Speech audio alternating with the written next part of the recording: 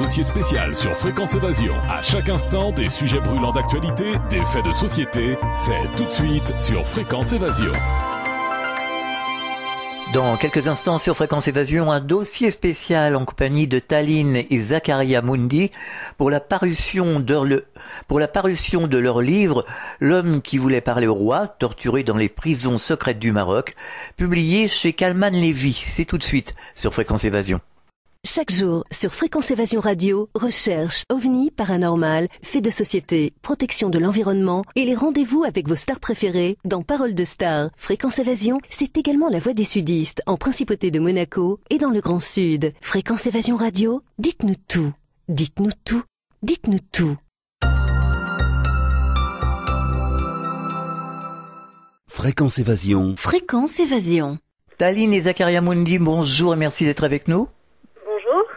Alors, vous intervenez pour la deuxième fois sur cette antenne, cette fois-ci pour la parution de votre ouvrage « L'homme qui voulait parler au roi, torturé dans les prisons secrètes du Maroc », publié chez Kalman Levy, et vous demandez réparation, bien entendu, pour le préjudice subi. Quels sont les principaux objectifs de ce livre ? Alors, en premier lieu, c'était pour témoigner, pour laisser une trace de notre combat à chacun. Nous tenions vraiment à faire un récit à deux voix pour exprimer chacun le combat que nous avons mené. Donc Zach en prison et puis après qu'il ait subi les tortures et puis ce procès arbitraire, et puis moi ici le combat que j'ai mené pour le faire libérer en alertant toutes les associations de défense des droits de l'homme partout dans le monde. Alors aujourd'hui, vous souhaitez que le roi reconnaisse qu'il y a eu un dysfonctionnement au niveau des prisons, au niveau du gouvernement, c'est ça ? Alors ça va bien au-delà de ça. Aujourd'hui, ce que nous souhaitons, c'est la réhabilitation de Zakaria, effectivement que les autorités marocaines reconnaissent qu'il a été victime de torture au centre de Témara, qui est le centre de la Direction générale de la sécurité du territoire marocaine.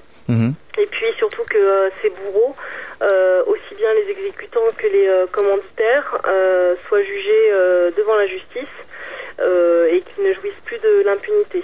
Et on parle de Abdellatif Hamouchi et également Mounia Majidi qui sont l'objet d'une plainte que Zakaria a déposée le 21 février 2014 ici à Paris au pôle spécialisé crimes de guerre, crimes contre l'humanité, une plainte pour torture puisqu'il a identifié Abdellatif Hamouchi lors d'une des séances de torture au centre de Témara. Oui, vous dénoncez justement les tortures qui se pratiquent sur le territoire marocain, notamment dans les prisons. Dans les prisons et puis surtout dans le cas de Zach, le centre de Témara qui est tristement célèbre pour cela et qui ne se trouve qu'à 2 kilomètres de la résidence privée du roi Mohamed VI, pour l'anecdote. D'accord. Alors vous, Taline, vous vous êtes battue vraiment comme un diable. On l'a vu lors de notre premier entretien. Oui. Vous avez l'impression que ça fait avancer les choses ? Écoutez, moi, ce que j'ai essayé de faire au départ, c'est d'alerter ce que je disais, donc les associations de défense des droits de l'homme internationales. Donc j'ai eu énormément de soutien et d'appui de ces organisations, et puis par la suite d'alerter les médias, et puis de pouvoir faire exprimer en fait la voix de Zakaria qui lui malheureusement était emprisonné, ne pouvait pas parler. Donc j'ai été en quelque sorte sa voix pour le faire entendre du fond de sa prison. Alors suite à cette histoire, on a voulu acheter votre silence à coups de millions, c'est ça ? Effectivement, une fois que Zakaria a été gracié par le roi Mohamed VI, donc le 4 février 2012. Alors c'était une grâce, mais en fait la manière dont ça s'est déroulé, un émissaire qui s'est présenté comme l'ami du roi Mohamed VI est venu rencontrer Zach en prison et lui a demandé en gros qu'il fallait que moi je lève le pied sur les médias ici en France et dans le monde, et que si je levais le pied il serait libéré, chose que nous avons refusé de faire, puisque de toute façon il était hors de question que j'arrête ici la campagne médiatique. Mais il a quand même été donc gracié, et puis ensuite supérieur marocain de l'époque, Mohand Lahanser, nous a contactés pour nous dire qu'il était envoyé par le roi pour réparer l'injustice dont Zakaria avait été victime. Et effectivement, ils lui ont proposé de financer l'achat d'un club de sport ici à Paris, à coût de plusieurs millions. Et puis nous avons refusé, puisque ce que Zakaria souhaitait avant tout, c'était que la justice soit faite et que les responsables soient jugés. C'était sa première, c'était sa priorité. Et le ministre donc de l'Intérieur nous a clairement dit que sur le plan de la justice, il ne pouvait rien faire, que même au contraire il fallait même composer avec Mounir Majidi, donc qui est le secrétaire particulier du roi Mohamed VI, et qu'il fallait en gros se contenter d'une réparation matérielle, chose que nous avons refusée. En conclusion, où en êtes-vous aujourd'hui ?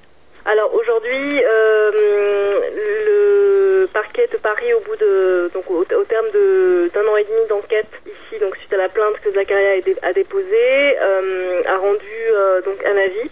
Donc là, normalement, la justice marocaine doit faire aujourd'hui son travail et puis entendre Abdellatif Hamouchi. Alors je vais retrouver ce qui a été rendu. Voilà, le parquet de Paris, au terme d'une investigation d'un an et demi, a abouti aux conclusions suivantes. Donc je cite, au terme d'un procès verbal de synthèse en mars dernier, donc mars 2015, l'Office central de lutte contre les crimes contre l'humanité, les génocides et crimes de guerre, à la suite de longues investigations, expertises médicales et psychologiques, a conclu donc qu'il existe une ou plusieurs raisons plausibles de présumer que là où les infractions de torture ou actes de barbarie ont été commises et peuvent être retenues contre Abdellatif Hamouchi. Donc le 27 mars dernier, donc 2015, le parquet de Paris a envoyé aux autorités marocaines une dénonciation officielle aux fins de poursuite d'Abdellatif Hamouchi pour fait de torture. On marque une pause, on revient dans quelques instants. Réactualisez régulièrement toutes vos applications iPhone et Android sur les sites de Fréquence Évasion Radio et Monte Carlo Azur. FréquenceEvasion.com, FréquenceEvasion2.com et MonteCarloAzur.com. Fréquence Évasion. Fréquence Évasion. Nous sommes de retour sur Fréquence Évasion, toujours en compagnie de Taline et Zakaria Moundi, pour la parution de leur livre « L'homme qui voulait parler au roi, torturé dans les prisons secrètes du Maroc », publié chez Kalman Levy. Zakaria, bonjour et merci d'être avec nous. Merci, bonjour à vous. Alors rappelons brièvement les faits que nous avions déjà évoqués ici avec Taline lors de la première émission. Que vous est-il arrivé finalement, pour les personnes qui n'auraient pas entendu l'émission ? Oui, alors le 27 septembre 2010, j'étais arrêté à l'aéroport de Rabat, au Maroc, pour atteinte à la sacralité. Ça veut dire atteinte à la personne sacrée du roi. Et après, j'étais enlevé par 4 agents de la DGST marocaine, menotté, les yeux bandés. J'étais séquestré et torturé durant 4 jours par le directeur de la DGST, Abdellatif Hamouchi, et ses hommes, dans le triste et célèbre centre de torture de Témara. Ce centre, d'ailleurs, qui se trouve à seulement 2,5 km de la résidence royale de Mohamed VI. J'étais électrocuté, suspendu, nu, la tête en bas, frappé avec des câbles et des barres en fer, privé de sommeil, privé de nourriture et d'eau, menacé de mort. Les bourreaux, ils me répétaient sans cesse que ici c'était l'abattoir de Sa Majesté, que ici ils vont me découper, faire de moi de la viande hachée et que je sortirai dans des boîtes de conserve. Et ça, ils me disaient que ça m'apprendra d'aller manifester devant la résidence du roi ou citer le secrétaire particulier du roi, Mounir Majidi, dans les médias. Mais ça paraît incroyable, c'est un vrai délire. C'est plus qu'un délire, c'est un cauchemar, c'est vraiment... franchement, j'ai jamais pensé que sous le règne de Mohamed VI, il pouvait avoir des tels pratiques, des tels actes, qu'on pouvait torturer encore des gens. Ça, franchement, j'ai jamais pensé. C'était vraiment parce que vous savez, sous le règne de Hassan II, on avait les années de plomb. On avait les années de plomb, et c'était la prison de Taj Mahal, le PF1, le PF3, et on a des témoignages qui disent que Hassan II, le père de Mohamed VI, assistait en personne à des séances de torture. Là, sous le règne de Mohamed VI, on a le triste et célèbre centre de torture Témara, qui est reconnu officiellement par les États-Unis, parce que les Marocains sous-traitaient la torture pour les Américains dans ce centre-là. Ah, c'est incroyable. Et ce qui est grave, c'est que ce centre-là, ce centre de torture, il se trouve à seulement 2 km de la résidence royale du roi Mohamed VI. C'est fou, ça. Hein. C'est fou, c'est plus que fou. Et il faut savoir aussi qu'après la torture, j'ai été torturé durant 4 jours.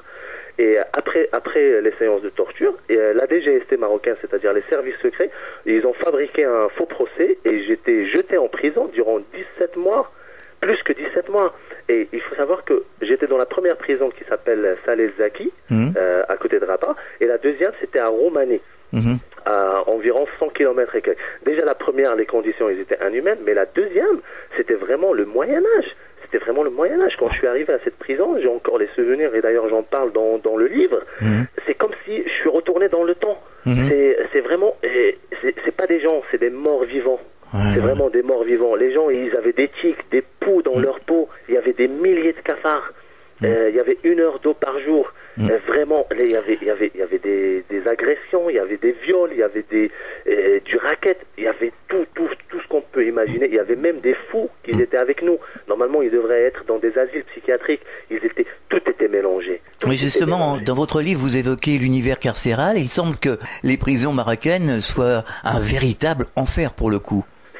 C'est plus que l'enfer. C'est vraiment, vous savez que on était dans une cellule, là, dans cette prison, on était dans une cellule de 40 mètres carrés et on était entre 50 et 60 détenus. Entre 50 et 60 détenus. 1 heure d'eau par jour. Vous imaginez un peu 1 heure d'eau par jour. Comme je vous ai dit, les gens, ils avaient des tiques et des poux dans leur peau. Les gens, ils passaient leur journée à scarifier. Il y a des gens qui se prostituaient pour avoir des cigarettes. Il y a d'autres il y a des viols. Parce que toutes les peines, ils sont mélangées. Il y a des gens qui ont perpétuité. Il y a des gens qui ont 20 ans. Il y a des gens qui ont 6 mois de prison. Tout est mélangé. C'est vraiment, il y a des fous, mais vraiment des fous. C'est vraiment des fous. Je peux vous donner un exemple. Je peux citer un exemple. Oui. J'ai assisté à un soir, il y avait un mec, il a fait bouillir de l'huile, il a fait bouillir de l'huile, et il a versé ça sur un autre détenu qui dormait. Vous imaginez, il lui a versé ça sur le visage. C'est fou. Mais c'est vraiment, c'est un autre monde. C'est vraiment un autre monde. Et ça se passe sous le règne de Mohamed VI. Alors comment vous avez fait pour résister ? Pour résister, franchement, et je le dis, pour résister, la nature humaine, on s'adapte à pas mal de choses. Mais ce qui m'a beaucoup aidé, c'était le sport d'abord. Le sport. La première des choses, c'était le sport. Parce que les gens, quand je suis arrivé là-bas, c'est vraiment, il faut de l'effort physique. Il y avait ça, et j'ai un mental de combattant. C'est pour ça. Et aussi, ce qui m'a aidé, c'était que je savais que mon épouse Taline, ce qu'elle faisait à l'extérieur. Oui, elle bougeait. Hein. On l'a eu ici à l'antenne, elle bougeait. Et ça aussi, ça m'a donné des forces. Parce que il faut savoir aussi que j'avais un téléphone sur place. Et un téléphone, il fallait payer. Je payais. D'ailleurs, on parle dans le livre aussi. J'explique bien en détail. J'ai réussi à avoir un téléphone. C'est les gardiens qui me l'ont ramené, mais il fallait payer chaque semaine pour avoir. Et du coup, je parlais avec Taline tous les soirs. Et c'est ça qui m'a aidé à tenir. Parce que là-bas, dans cette prison, on se transforme, on devient animal. On devient vraiment animal. C'est l'instinct du survie. Parce que les gens, ils se sont transformés. C'est pas des gens. Ils ont perdu tout. Ils ont tout perdu. Vraiment, ils passaient. J'ai assisté à des journées. Les gens, ils passaient leur journée à scarifier, à des bagarres pour rien, juste pour un regard. Et les bagarres, c'est pas des bagarres des enfants de cœur. C'est vraiment avec des lames, avec des couteaux et compagnie. C'est vraiment, c'est l'enfer. C'est plus que l'enfer. Comment peut-on expliquer qu'un gouvernement, le gouvernement marocain en l'occurrence, le roi, puisse tolérer ça? Mais ça paraît complètement, je sais pas, oui, comme vous dites, c'est un autre monde, ça c'est sûr. C'est ça. Vous savez, il y a un double discours. Parce que le roi, je rappelle que le roi, suite à la visite de Madame Navi Pillay, haut-commissaire des Nations Unies aux droits de l'homme, au Maroc en mai 2014, et son entretien avec le roi du Maroc, concernant la violation des droits de l'homme et l'existence de la torture. La haut-commissaire a déclaré: le roi Mohamed VI m'a informé qu'il ne peut pas tolérer la torture, bien qu'il ne puisse pas exclure qu'il existe des cas isolés. Donc, le roi, il a reconnu qu'il y a de la torture. Oui. Mais le problème reste, il ne fait rien après. Ah oui, non mais... Et l'impunité, on voit très bien qu'il y a un procès. J'ai déposé une plainte ici. Mes avocats, Maître Patrick Baudouin et Maître Clément Spectat, ont déposé à mon nom une plainte au pôle spécialisé crimes contre l'humanité, crimes de guerre. Une plainte pour torture contre Abdelatif Hamouchi, le directeur des renseignements marocains, et contre Mounir Majidi, le secrétaire particulier du roi, comme commanditaire. Et vous savez, après, au terme d'un procès verbal de synthèse en mars dernier, l'Office central de lutte contre les crimes contre l'humanité, les génocides et crimes de guerre, à la suite de longues investigations, expertises médicales et psychologiques, a conclu qu'il existe une ou plusieurs raisons plausibles de présumer que là où les infractions de torture ou Paris ont été commises et peuvent être retenues contre Abdellatif Hamouchi, le directeur du contre-espionnage. Et le 27 mars dernier, le parquet de Paris a envoyé une dénonciation officielle aux autorités marocaines pour poursuivre Abdellatif Hamouchi en justice pour fait de torture. Mais le roi reste silencieux sur cette affaire. Là, j'ai un message à passer au roi du Maroc, parce que, comme j'ai dit, moi, j'ai même adressé au roi du Maroc, au roi Mohamed VI, toutes les preuves matérielles, les enregistrements téléphoniques avec tous ses émissaires. Adil Belgaïd, le premier émissaire qui est venu me voir d'ailleurs en prison et qui s'est présenté comme ami proche de Mohamed VI. Il m'a proposé jusqu'à 2 millions d'euros. Il m'a dit que je peux avoir un club jusqu'à 2 millions d'euros. Oui, ce que Tali nous disait à l'instant, oui. Voilà. Et le ministre, et je lui ai adressé toutes les preuves matérielles. Je lui ai adressé aussi les enregistrements avec le ministre de l'Intérieur de l'époque qui s'appelle Mohamed Lansar et avec Hamid Chnouri, le directeur central des renseignements généraux, qui m'ont tous parlé au nom du roi. J'ai même en ma possession un enregistrement téléphonique avec Abdel Jawad Belhaj, le directeur du protocole royal et de la chancellerie, dans lequel on entend clairement qu'il me confirme qu'il a bien transmis ma lettre à Mohamed VI. J'ai bien sûr conservé les photomontages au moyen desquels les autorités marocaines ont cherché à me faire chanter et les menaces d'intimidation et de menaces de massacre de la part d'une personne de l'entourage royal. J'ai tout. Et si le roi ne connaissait pas cette affaire, aujourd'hui, il ne peut plus la nier. Bien sûr. Mais comment peut-on l'expliquer? D'autant plus que vous nous disiez à l'instant que tout ça se passe à 2 kilomètres de la résidence royale, ça paraît complètement... 2 kilomètres de la résidence royale, à 2 kilomètres. On le voit très très bien c'est vraiment à 2 kilomètres. Et le roi, il a reconnu qu'il y a de la torture. Et c'est ça que je demande aujourd'hui. Et en plus de ça, je lui ai envoyé tous les enregistrements de ces émissaires qui parlent en son nom. Ils parlent en son nom. Tous, ils m'ont dit qu'ils étaient mandatés par le roi. Il faut savoir que j'étais même invité, mon épouse et moi, au Maroc, par le ministre de l'Intérieur, Mohamed Lansar, pour avoir audience avec le roi Mohamed VI. Et sur place, on n'a pas pu voir le roi. Mais finalement, le ministre de l'Intérieur, il m'a proposé que la réparation matérielle. La réparation matérielle. Il m'avait expliqué que je peux avoir 5 et 6 millions d'euros pour m'acheter un club à Paris, un club de sport, mais il fallait que je tourne la page. Mais non seulement il fallait que je tourne la page, mais il fallait que je compose avec le commanditaire et le tortionnaire. Comment on peut accepter cela? Ah non, je comprends bien. Oui. C'est ça. Et en plus, après ça, et quand j'ai déposé ma plainte et tout, les autorités marocaines commencent alors à me menacer jusqu'à mon domicile pour m'inciter à retirer mes plaintes. Ils utilisent un sordide chantage pour m'inciter au moyen de photomontage à caractère pornographique, photos tirées de séquences vidéo prises à notre insu, mon épouse et moi, dans la suite de l'hôtel La Tour Hassan de Rabat, dans lequel le ministre de l'Intérieur de l'époque, Mohamed Lansar, nous a fait séjourner du 3 au 6 mars en vue d'une audience avec le roi. Et c'était un guet-apens, et une méthode que je ne pensais pas vraiment, ces méthodes-là, je ne pensais pas que ça serait possible à ce niveau de l'État. C'est pire que dans les films, finalement, c'est fou. C'est fou, c'est un cauchemar. Et en plus, ces méthodes, vraiment, ce sont des méthodes de basse police. C'est vraiment des méthodes de basse police qui révèlent des régimes les plus répressifs et les moins respectueux des droits de l'homme. Et démontrent une dérive inadmissible de hauts responsables marocains nommés directement par le roi. Parce que ces gens-là, ils sont nommés directement par le roi. Et il faut savoir, si je me suis rendu au Maroc, a fortiori accompagné de mon épouse, c'est parce que je faisais confiance à Mohamed VI. Je pensais encore sincèrement pouvoir être reçu en toute sécurité. À aucun moment, je n'ai imaginé que je serais à nouveau victime d'une trahison et d'un piège organisé par l'entourage proche du roi, d'autant qu'il était question de réparer une injustice. C'est fou. Et ces méthodes de proches collaborateurs du roi ne sont pas dignes d'un pays où le souverain porte le titre de commandeur des croyants. Ouais, on ne sait plus quoi dire, hein. Vraiment, ça paraît complètement hallucinant. C'est vraiment hallucinant, Et il faut, franchement, et pour nous aujourd'hui, il est inconcevable que le roi Mohamed VI reste silencieux sur cette affaire, surtout avec toutes les preuves matérielles qu'il a entre les mains. Il faut que justice soit faite pour clôturer ce dossier, parce que moi, je ne lâcherai rien du tout jusqu'à qu'on me rende justice. C'est en luttant contre cette impunité insupportable qu'on peut combattre ces crimes contre l'humanité. Il n'y a pas pire, il faut savoir une chose, il n'y a pas pire au monde que le sentiment d'injustice, surtout après avoir été torturé. Alors aujourd'hui, vous demandez réparation de la part du roi et des autorités marocaines. Quelle est la suite? Comment allez-vous pratiquer? Moi, je suis prêt à tout faire. Je ne lâcherai rien. Je ne lâcherai rien. Je ne lâcherai rien jusqu'à qu'on me rende justice. Et le message aujourd'hui, je m'adresse au roi du Maroc. Je m'adresse au roi du Maroc, Mohamed VI, directement. Je lui dis de vraiment, permettez-moi de lui dire que les méthodes de vos proches collaborateurs ne sont pas dignes d'un pays où le souverain est commandeur des croyants. Intimidation, menace, diffamation salissent son image.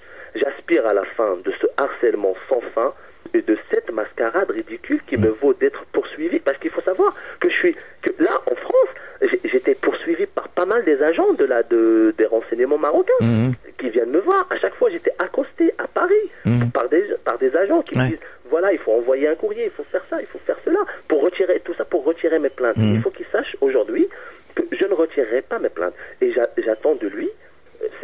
C'est vraiment la réparation de la justice. C'est vraiment comment se fait-il que le roi ferme les yeux sur ce qui se passe en son nom? Parce qu'il faut savoir que j'étais torturé en son nom. Il me disait qu'ici c'est l'abattoir de Sa Majesté. Que ici on va découper, faire des doigts de la viande hachée. J'étais torturé en son nom dans ce centre qui se trouve à seulement 2 kilomètres de sa résidence. Donc c'est le roi, vraiment, il faut savoir une chose. Il faut arrêter de dire qu'il n'est pas au courant, il n'est pas ça, il n'est pas cela. Ça, on l'a dit pas mal de fois. Et d'ailleurs, je l'explique dans le bouquin. Je faisais confiance et vraiment, j'ai donné toutes les chances de dire oui, peut-être qu'il n'est pas au courant, peut-être. Mais quand vous avez le ministre de l'Intérieur, des émissaires qui parlent au nom du roi et qui viennent et qui nous invitent au nom du roi, et en plus, j'envoie au roi, je lui ai envoyé les enregistrements et tout, et après, on n'a rien. Et il répond pas, il reste silencieux sur cette affaire. Et ça, je trouve c'est grave. Ça, je trouve c'est grave. D'autant qu'il a reconnu qu'il y a de la torture. Il a reconnu. Et comme je vous dis, j'ai un message à lui passer directement. Je lui dis que ça, c'est un message à Mohamed VI. Vous êtes responsable de ce qui m'est arrivé, car vous êtes au courant de la torture exercée au Maroc, et vous l'aviez admis. Mais malheureusement, vous ne faites rien pour que de tels actes ne se reproduisent plus. S'il vous est impossible de rendre justice aux victimes de torture et faire face aux Makhzen pour juger les tortionnaires et le commanditaire, dans ce cas-là, il vaut mieux rejoindre le peuple pour faire la révolution contre le Makhzen avant qu'il soit trop tard. J'ai été torturé, il faut savoir que j'ai été torturé à seulement 2 kilomètres de sans résidence royale.